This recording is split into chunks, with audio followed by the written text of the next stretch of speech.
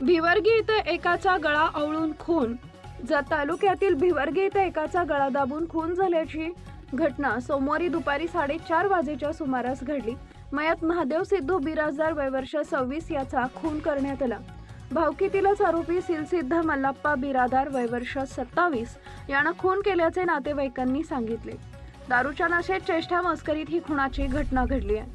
जत तालुक्यातील भिवर्गी करजगी रस्ता 2 किलोमीटर पाटील वस्ती इथं ही घटना घडली आहे. खुनाची घटना घडल्यानंतर नातेवाईकांनी मृतदेह जत येथील ग्रामीण रुग्णालयात शवविच्छेदनासाठी आणला होता.